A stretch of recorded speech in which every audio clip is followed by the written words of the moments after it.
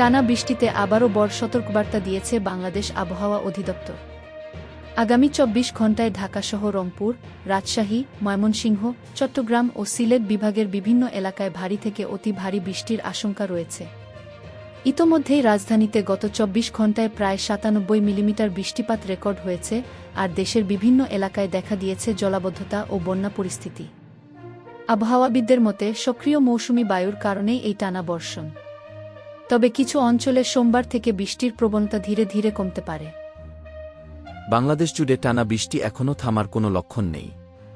দেশের অনেক জায়গায় কয়েকদিন ধরেই একটানা বৃষ্টি হচ্ছে।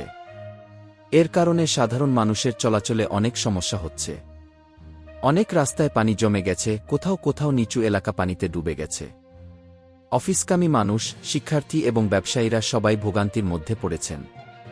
বাংলাদেশ আবহাওয়া অধিদপ্তর জানিয়েছে, আগামী ২৪ ঘণ্টায় ঢাকাসহ রংপুর, রাজশাহী, ময়মনসিংহ, চট্টগ্রাম ও সিলেট বিভাগের অনেক এলাকায় ভারী থেকে অতি ভারী বৃষ্টি হতে পারে। তাই যেসব এলাকায় আগে থেকেই পানি জমে আছে, সেখানে আরও জলাবদ্ধতা তৈরি হওয়ার আশঙ্কা রয়েছে।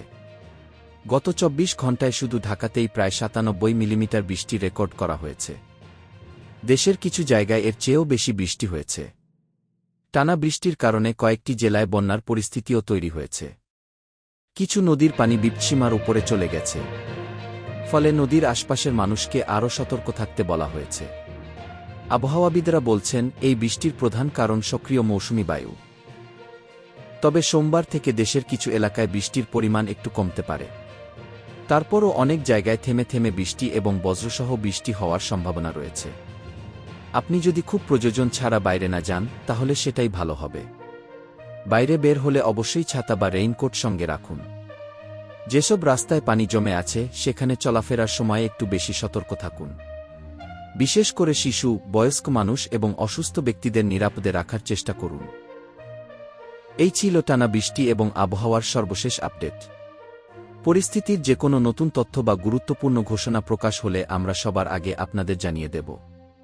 ভিডিওটি যদি তথ্যবহুল মনে হয়ে থাকে, তাহলে অবশ্যই একটি লাইক দিন এবং আমাদের চ্যানেলটি সাবস্ক্রাইব করে পাশে থাকা বেল আইকনটি অন করে রাখুন।